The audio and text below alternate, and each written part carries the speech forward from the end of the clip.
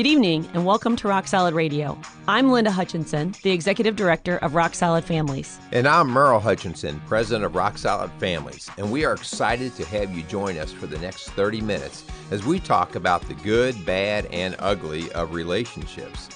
A huge shout out to our sponsors, La Rosa's and Buffalo Wings and Rings in Greendale, Indiana, Greendale Cinemas, and Maxwell Construction.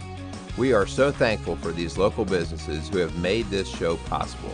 So whether you are listening live or online, Rock Solid Radio, helping to strengthen our community one family at a time on your hometown radio, Eagle Country 99.3. Hi, welcome to Rock Solid Radio. I'm Linda Hutchinson, and we are so glad that you're tuning back in with us for another episode of Rock Solid Radio. Last week, we talked about who's the boss, hun. Do you remember that? Oh, my gosh, yes. Well, I just kind of wonder, what kind of earthquakes took place in all the houses of the listeners when we actually started to reestablish or establish for the first time who the boss was in the house. So Yeah. I haven't heard any negative on that yet. So. No. But that'll be fun. That'll be interesting. So if you haven't got a chance to listen to it, check it out online at eaglecountryonline.com if you didn't have a chance to listen live on last Sunday evening. But tonight, we are talking about the power of one. Yeah, this is really, this is big. This is big. And this is that whole idea of changing the world, right? Changing someone's life. So Yeah, it's kind of a big ask, we're saying, to be able to deliver. But we feel like there is power in the one. The influence you can have in someone's life, the influence others have had maybe in your life. Yeah. So we're going to be talking about that. So what's the legacy that you want to leave behind when you're gone? Yeah, legacy sounds like something that's very formal or, I don't know. It's just like that you read a book about, and I think the interesting thing about this is that whether you like it or not, we're all going to leave a legacy, We're right? all leaving a legacy. And I think the thing that as you start to think about that is, well, what kind of legacy are you going to leave? Yeah. You're Positive. Leaving one. Right. Is it good or is it bad? Right. Are you being intentional even with how you live your life? And the fact is that you can use your story to influence others. So regardless of what you've been through, what you've done in your past, God wants to use it for his glory. Yeah, I mean, we're going to talk a little bit today just about leaving that legacy is not about whether you were the perfect role model or the perfect Christian or the perfect parent. It's just like you just said, your story is usable. Yeah. And the mistakes that you made and then how you use those to mold and form not just your life but somebody else after you. If you come across as being perfect, it scares people off. Sure. It's really unattainable to them. So sometimes it's not good to come across as perfect or to put that appearance out, because we all know that we have weaknesses. We all know that there are things that we're not good at. So why do we pretend to be that perfect person? Yeah, definitely. We all have those insecurities, and I think one of the things that Linda and I constantly want to emphasize is you're broken. So get over yourself already. You're broken. We're all broken. And the more that we can realize that and know that there are other people out there in our life and in our world that we can learn from, that we can embrace, and then there's another side to that. Sure.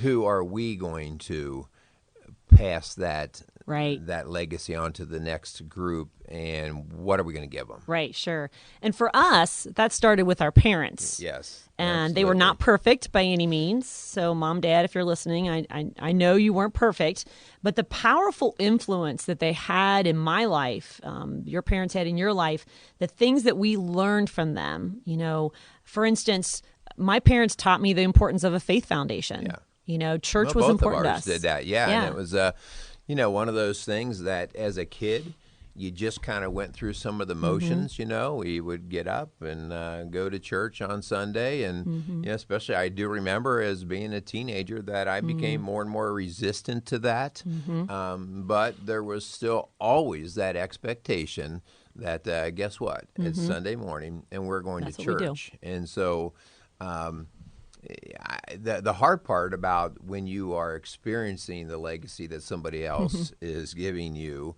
is that it's not always comfortable, No. right? It involves discipline, it involves expectations, but when you're in the role of leaving a legacy for others, you have to understand what you're giving them. Right. And that involves sometimes discipline and things Right. they don't like. Or things that you don't appreciate until after. For instance, the importance of a work ethic, a strong work ethic. My dad was in construction. He owned his own company. And so he worked his tail off. And at the same time, he was building our house. And so he would leave his work and he would come home and then he'd go and work on his own house in the evening. And so that work ethic stuck with me to see that. Yeah, that was the same kind of at our house. You know, it was my mom and dad did not buy us a lot of stuff. If we wanted stuff, I mean, my brothers and I, we had dirt bikes and stuff. And, you know, we had to go out and bale hay.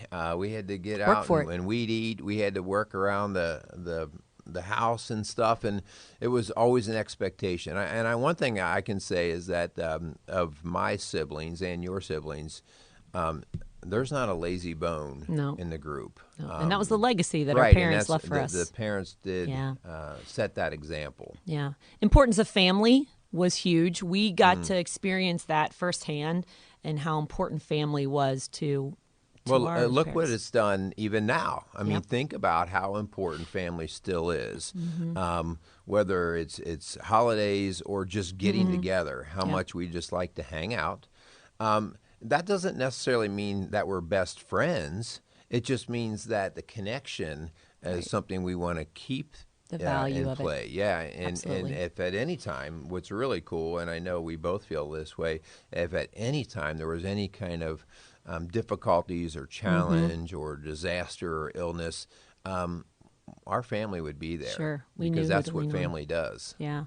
You know, and then I had a grandmother. She was 96 years old when she passed away, Sylvia. Yes. And, you know, we talked a couple weeks ago about serving others and loving others through serving them. Yeah. That was my grandmother. She served and she loved unconditionally. And that was a legacy, an influence that she had on me that will be there for the rest of my life. You know, and she was this very special lady, not just to you, but to all of us. She was sweet beyond sweet, right? I mean, she lived with a man who we loved as well, Willis. Salty dog, but he was salty. He was rough and tough. Yeah. But you always waited for her to get angry. Yeah. You know, it didn't happen. And it didn't happen. You're like, oh man, right now you can just really let loose. And she would just kind of bite her tongue and continue to be a servant and just continue to show her love. Yeah. And, you know, she's not with us anymore, but her legacy is. Absolutely. And that didn't happen overnight. It took consistent modeling. It took lots and lots of time. You know, my life was an opportunity to see that in action. And so that left a legacy, the powerful influence it had on me. So maybe you didn't have the greatest role models. Let's talk about that, hun, growing up. You know, maybe you're sitting here listening on Eagle Country and thinking, okay, well, maybe that was great for you, but my parents weren't around, or they left more of some negative influence or scars on me than anything positive. Well, you know, Eagle listeners out there, I mean, one of the things that we're challenging you guys with is the idea that you are leaving a legacy. So what kind of legacy are you leaving? Positive or negative? And we know, because we talked earlier at the beginning of the show, that none of us are perfect. No. And whether it's in the parenting or even a boss at work or whatever, we've made mistakes. And so all of a sudden, Linda and I are talking about, you know, leaving this great legacy. And maybe in your head, you're going, oh, really? Yeah, like, do you know how bad my relationship is right now with my kids or my employees or my spouse? Do you know how bad I've already messed it up? I don't have trust. I don't have love. I don't have respect. And so now you're asking me to set up a legacy of a positive legacy. Right. So, you know, let's dig into that for a little bit. Yeah. What do we do? How do we get back on track as I say, when I'm working with parents and we've got a bad parenting situation, I say, let's hit the reset button. Yeah. Okay. Yeah. Before we hit the reset button, though, hon, I just want to make sure that those out there listening is that I believe, and the Bible really confirms this, is that there is nothing, not one thing in your life, not one thing that you've done, the good, the bad, the super ugly, that God cannot redeem for his glory, that he can't use for good. Yeah, I've seen it. absolutely. You've seen it. Yeah. We've seen it. Yeah. Well, and that's, so when we get started on hitting this reset button, it's one of the very first things to do is ask for forgiveness, right? To say, okay, I've messed up, and this story of mine, whether it's been tragic or not, God can use it to not just redeem us, but to help redeem to acknowledge that you have failed, that you have blown it, that you have not been there for whether it be your child, your spouse, your employer, whatever it is. And thinking about that, so let's just talk for a second about dads. I talked with a gentleman yesterday, and I believe that through and through, this is a good man. I think he's got a good heart. I think he's got good intention. And as we talked, he kind of started to beat himself up in terms of the type of father that he's been. And, actually, I think I saw his eyes water. I knew we were striking a chord. And I thought, wow, this is a situation here where he probably, if he hasn't already, he's felt like he needs to throw his hands up in the air and say, give up. I blew the opportunity. And so as we went through the conversation, we offered that whole idea of, it's not too late. You are still in their life. And so let's talk a little bit about how you hit the reset. Right. And there's some, like you said, that are beating themselves up. They may have left some physical scars with some abuse. Yeah. Or it could be some invisible emotional ones that they know are even deeper, and they're really concerned about what they do with that. So I would say first, if there has been some abuse, that you get some professional help. Don't try to do this alone. Get to the root of the problem, whether it be anger or addiction or something in your past that had left scars on you. Don't be on this journey alone. So I would really encourage anyone out there listening that it feels like they've blown it and that it's too late to please seek some help, because there is help out there. Well, this comes from that whole idea that if I'm going to leave a legacy, and I've acknowledged that I want to leave a positive legacy, then I have to first come to the understanding that I've made mistakes, and I have to have that admission. Right. I have to admit it. I have to accept it. If I do not have that humility, and I continue to walk around with my chest out, and I think it's all about me, and I've got all the right answers, or pointing fingers, and blaming, pointing fingers, and the blame You're game. the victim. You're the reason why things aren't the way they need to be. If I continue down that road, then the legacy that you are going to leave is going to be very much the same one that you're living right now. Right. And so our very first thing is that whole idea. You talk about getting professional help. Well, in order for me to get professional help, I have to admit that I have a reason to get help, right? And so the first part of that is that whole admission. And hopefully, as you're listening to us, and I'm going to speak largely here to men too, because I know that we can be very prideful, and we don't like when we don't seem to be in control. We don't show our strength. Listen, there is so much more strength in an admission of wrongdoing and correcting that and righting the ship. There's so much more strength in that, and what you can show your kids is that idea that, you know what, I can build things better and stronger by recognizing my weakness. Yeah. What a cool legacy to start to show your own kids. And the kids will remember that. Oh, yeah. Dad, I remember when you were. Right. But now you are. And so we really want to encourage that. So let's talk about then resetting that button. If I'm talking about the legacy that we're leaving for our family, when I work with families, parents kind of get stuck. They're like, oh, well, I've done it like this for so long. The kids are never going to buy this. Well, let's just be flat out honest. When you have recognized that your ship has gone off course and you now say, I want to change this. The reset button is not a gradual sort of reset, all right? It's kind of like when I quit smoking cigarettes kind of theory. You know, you can try all kinds of different remedies, but through and through we find time and time again the best way to quit smoking Cold cigarettes turkey. is cold turkey. Right. And because it makes an absolute commitment in the mind that this is what we're going to do from this day forward. It's Right. an absolute. And so Right. you, as we've talked about in previous shows, we talk about hard boundaries, right? And so now we are moving forward. We are hitting the reset on our legacy. And so what have you been doing, all right? And what do you want to change? Right. And at that point, you make that statement.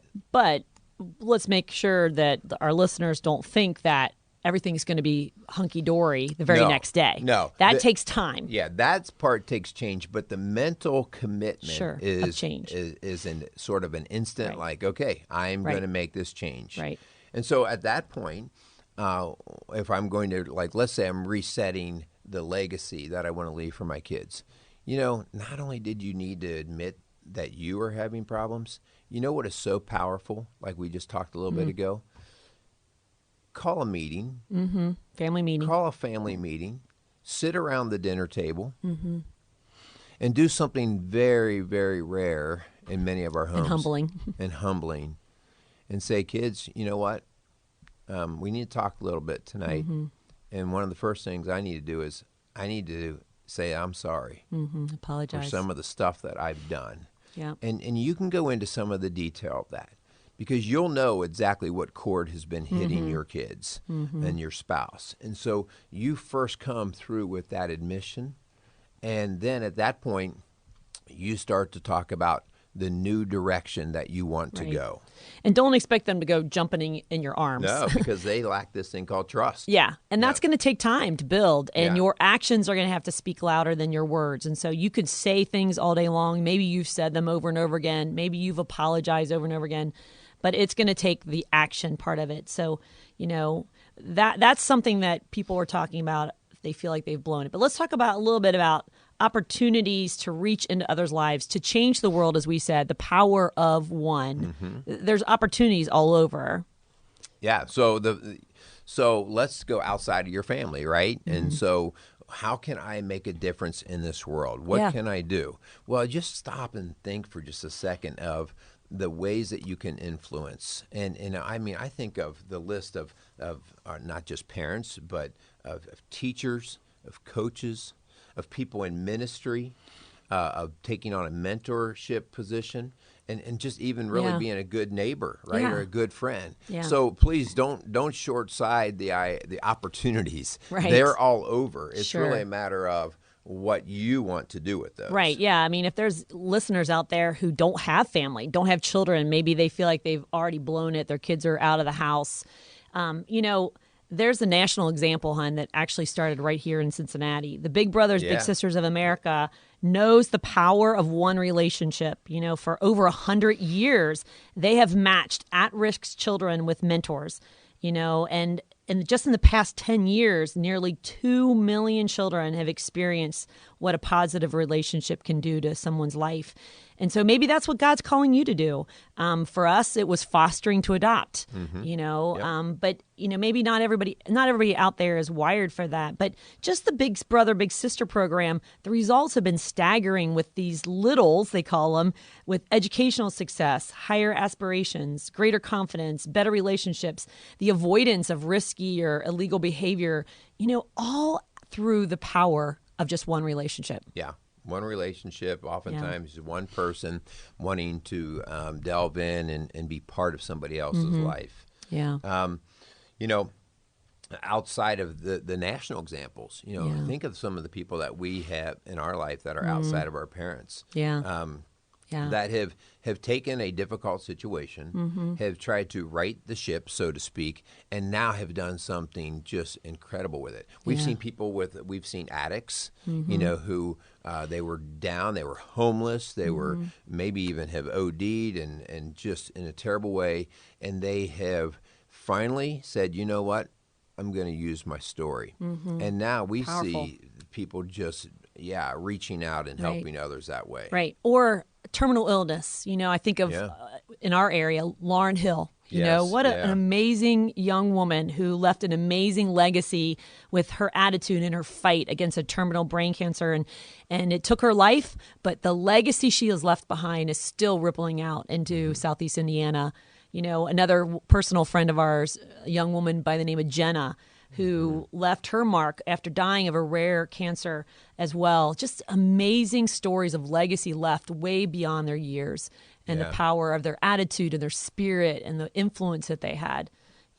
I think of, Yeah, well, the list could go on and on, right, of Sure. people that we know. Let's talk about, many of us are in positions of coaches and teachers. And, you and I were both coaches and teachers. Right. And I think sometimes we get wrapped up in the game or the mechanics of what we're doing, and we lose track of really what we're doing. And we have an opportunity to change lives there. In particular, I know for me it was my swim coach in high school. I didn't always like him. He was tough. And those of you who know who I'm speaking of there, Brent, he was he challenged us, but he always got the best out of us. Yeah. And that is something that stays with me. Yeah. And the teachers that we've had. Right. And if you are in a teaching and a coaching position, you have a huge responsibility to not just get the mechanics, not just get the material, but to reach into somebody's life. Yeah. I had a 7th grade teacher who was a social studies teacher, and her influence on me going into education was powerful. And I had the opportunity years later of seeing her out and to telling her of the influence that she had. My high school and my college coaches and the influence that they had. It wasn't just the mechanics of volleyball, which is the sport I played, but it was the tenacity and the work ethic and the determination and the character building. We were expected to be the same on and off the court. So we had to keep our nose clean. And those were things that stuck with me. Yeah. Not always making you happy, No. right? No. And sometimes you was like, oh gosh. But Yeah. you start to see what kind of fabric they build in you. Yeah. But let's jump off of that for a second. What about spiritual Yeah. legacy building? What about, when we talk about the spiritual side, anybody in your life that's touched you in that way? Well, I have a feeling you probably have the same name in your mind. Well, you can't steal mine. I've already got mine. Okay. You can't steal yeah, it. No. A friend of ours in our family and a leader in one of our local churches, and many, many of you probably know who Frank is, just by Frank. Oh, wow. But Mr. Frank! Mr. Frank. But what a man that has had a past that wasn't perfect, but that he has turned it around for good, that he loves so boldly and so strongly. It is contagious. Yeah. When I first met Frank, I was relatively young in my spiritual walk. And my first meetings with him, I kind of had this cynical view of, there's just no way. There's no way somebody can be that on fire for God. There's no way that somebody can be this way inside and out of his house. And we have gotten to be longtime friends now with Frank. And what you see is what you get. His fabric is so incredible. Yeah, and the way that he has mentored young children. He's a Sunday school teacher. He's an elder in a church. But I remember our boys getting these anonymous, quote unquote, letters and money. He would give them money that he said was their ministry fund because they had talked about going into ministry, and he just wanted to invest in them. And it only took one letter for them to figure out who it was coming from. Yeah. But his desire was just so powerful. But the coolest thing about Frank, and I love this line, and it'll be a legacy long after he's gone, is you will come up to him at anywhere you are, and you will say, "Hey, Frank, you are the man." And what does he say? I'm not the man, but I know the man. You got to say it, in his tone, but. Nobody can say it in his tone. But it is so amazing the fact that any time, and I'll do it just out of habit, not really even thinking about it, but he always is thinking about it, that he never wants to take the glory. He never wants to take the credit. Right, and that's why he's actually such a role model for those that he comes into contact with. Because when we talk about that spiritual legacy, all roads lead to Christ. Right. And it's so easy to give Frank the credit. It's so easy to put him on a pedestal. And Frank would actually be somewhat irritated that we're talking about him because he probably has tears in his eyes. Well, listening. He has tears in his eyes, but he's like, please give the glory to God because God is what changed his heart. Yep. And so we just thank God for making a man like Frank who is so bold and is not afraid, man, to just go out there and live such a pure life for God. But then we have another friend. His name is Jim, and the humility. He's not out there loud like Frank, but he is this quiet spirit, this faithful man that has taught us so much in the life of storms. Yeah, calm and faithful. And I've known Jim for a long time, and he's another one of those guys I always just kind of looked to see if he was going to get mad about something. And he just always said, God will take care of it. It's going to work out. And to see him in some of the storms that we've seen him in, and he continues to ride in calm water, it's just a lesson for us, and I thank him for that. Yeah.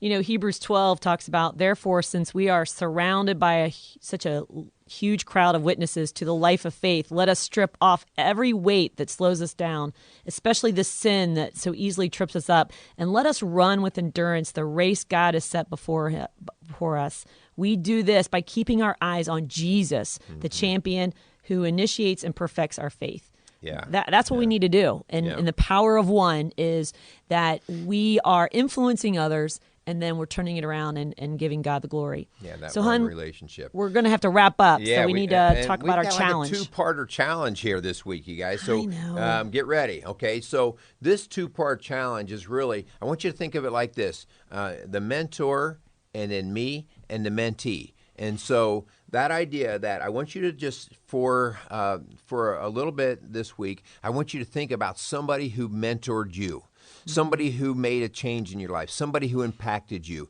And I would like to challenge you with acknowledging that to them. You know how big that is? Do you know how much that allows them to say, you know what, I'll keep doing what I'm doing? Sometimes they need the encouragement too. Yeah. And so one of our challenges is to go back to one of your mentors, one of your coaches, one of your inspirations, and just acknowledge what they did to you. You can write a letter, you can make a phone call, you can go visit, but go out, seek that person, and let them know how they touched you. Yeah, don't wait till they're gone.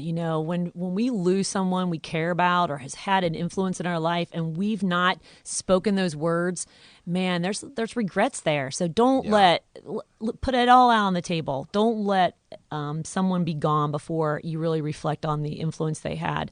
So, we want you to thank someone. Even share this story, share this episode of Rock Solid Radio and tag them and say, hey, this is you in my life. Yeah. That would be an easy way. But make some way to really acknowledge that. And then the second thing is to be the difference in someone else's life. Yeah, be the one. Be the one. Be the power of one. Yeah, so seek out a mentee, right? So you are a mentor. Now seek out the mentee, and so how do you do that? Well, first off, it's not an act, right? You want to seek out somebody that truly you find an interest in, truly that you see the value of what they're doing and what skills they have and what their story is, and to be authentic, to be consistent, to be bold. Sometimes you have to say things that maybe they don't want to hear, but you're doing it in love. So find somebody. It might be your own kid in your house. It might be somebody that you work with. But find somebody that you can start to embrace and pull them along. Yeah, this is so cool. Our sponsor, Buffalo Wings and Rings, is passionate about this very thing. They have a program they've started in our local schools. Actually, our daughter brought home the bracelet just really the other day. Cool. Yeah. And it's challenging our students to be the difference. So on the bracelet, it says, be bold, be strong, be kind. So ask your students about it. Maybe their school has been involved, or maybe if you are a school official, to see if you can get the Buffalo Wings and Rings campaign. It's a whole long year campaign to try to get kids to be the difference. So you've got your challenge this week. Take the time to thank someone who has made a difference in your life. Give them a call, take them to lunch, let them know, tag them in this podcast, but maybe share this on social media. And then this week, take the time, look around. God's going to put someone in your life and to see who can I invest in. It could be a neighbor. It could be a friend's child. take the time to reflect on what kind of legacy you want to leave behind before something happens. Yeah. Well, hey, we've got to wrap it up. Yep. We've talked a lot about this legacy, and we take it very seriously. But you know what? Next week we're going to do something that's going to be just May step on some toes. Yeah, we might step on toes because you and I have both found ourselves guilty and continue to be guilty. Yep. We're going to talk about balance in your life, okay? So we've got some different things that we're going to touch on there, some ways to help. So tune in next week, next Sunday night at 7:30, and we'll let you know how to get your life back in balance. So this is Merrill Hutchinson and Linda. And we thank you so much for listening. And we want to thank our sponsors of Maxwell Construction, and have a great evening. Goodbye. Thanks for joining us for another episode of Rock Solid Radio. For help or more information about what you've heard this evening, contact us at rocksolidfamilies.org or call us at 812-576-ROCK. That's 812-576-ROCK. Again, a huge thanks to our sponsors, La Rosa's and Buffalo Wings and Rings in Greendale, Indiana, Greendale Cinema, and Maxwell Construction. If you have questions you'd like answered on air or want to chime in on something you heard this evening, go to our Facebook page, Rock Solid Families. We'd love to hear from you. Don't forget to tune in next Sunday evening at 7:30 for another episode of Rock Solid Radio. I'm Linda Hutchinson, and for my husband Merrill and I, thanks for tuning in on your hometown radio, Eagle Country 99.3.